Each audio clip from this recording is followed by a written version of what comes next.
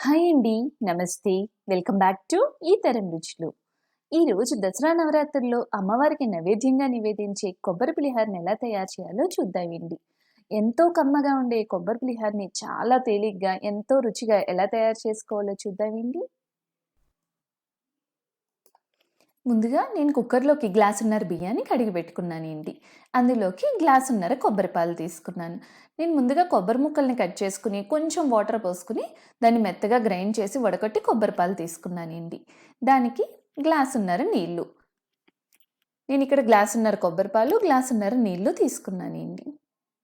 అలాగే 2 స్పూన్ల ఆయిల్ వేసి దీన్ని 2-3 విజిల్స్ వచ్చేదాకా మెత్తగా ఉడకనివ్వాలి అండి.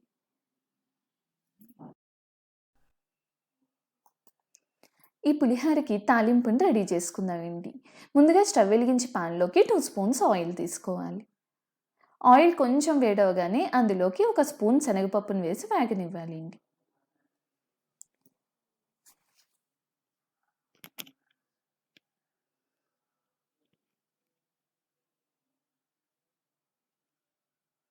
శనగపప్పు కొంచెం వేగగానే అందులోకి 10-12 జీడిపప్పులు వేసుకోవాలి అండి.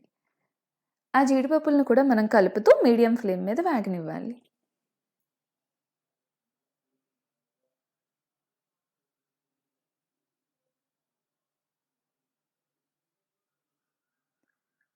అందులోకి కొంచెం ఆవాలు, జీలకర్ర. ఈ తాలింపు మొత్తాన్ని కూడా మనం మీడియం ఫ్లేమ్ మీదే వేగనివ్వాలి అండి. ఎందుకంటే పులిహోరకి ఇప్పుడు కూడా తాలింపు అనేది చాలా మంచి టేస్ట్ ఇస్తుంది అండి. సన్నగా తరిగిన పచ్చిమిర్చి,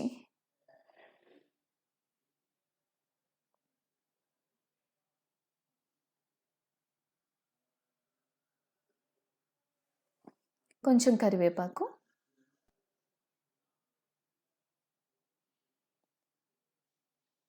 2 ఎండుమిర్చి. ఈ విధంగా తాలింపు మొత్తాన్ని బాగా వేగనివ్వాలి అండి. ఇలా తాలింపంతా వేగాక అందులో 1 కప్పు కొబ్బరి తురుము వేసుకోవాలి అండి. ఈ కొబ్బరి తురుము మొత్తం ఈ తాలింపులో బాగా కలిసేలా వేగనివ్వాలి అండి. మనకు కొబ్బరిలో ఉన్న పచ్చివాసన అంతా పోయే వరకు లైట్‌గా వేగనివ్వాలి అండి. ఒక్క 2-3 మినిట్స్ మనం ఇలా వేగనిస్తే సరిపోతుంది అండి.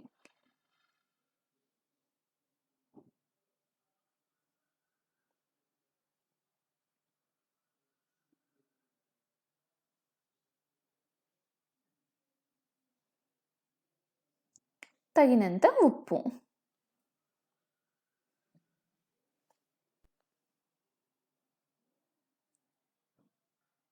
ఈ తాలింపు మొత్తాన్ని ఒక్కసారి కలుపుకోవాలి అండి.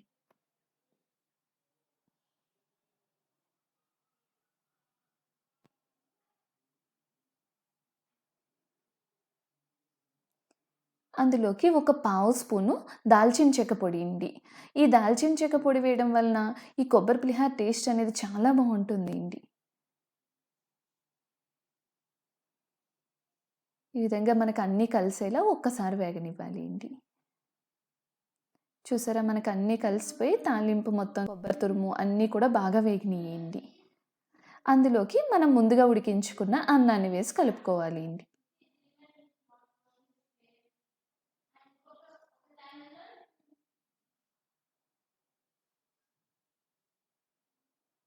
సరే, ఈ తాలింపు మొత్తం అన్నానికి బాగా పట్టేలా కలుపుకోవాలి అండి.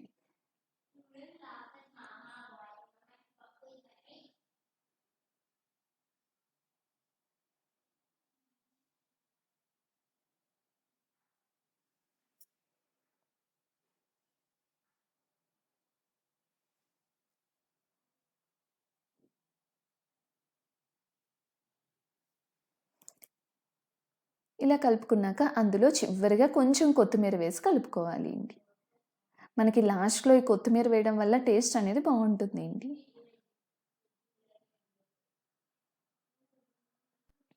ఇలా అన్నీ కలుపుకుంటే చాలండి. మనకి ఎంతో తేలిగ్గా, ఎంతో రుచిగా ఉండే కొబ్బరి పులిహోర అనేది రెడీ అయ్యిందండి. ఈ దసరా నవరాత్రుల్లో అమ్మవారికి ఎంతో ప్రీతికరమైన ఈ కొబ్బరి పులిహోరని నైవేద్యంగా చేసి ఎలా వచ్చిందో మాకు కామెంట్ సెక్షన్‌లో చెప్పండి. ఈ వీడియో గనుక మీకు నచ్చితే please like, share and subscribe ఈతరం రుచులు. Thank you for watching.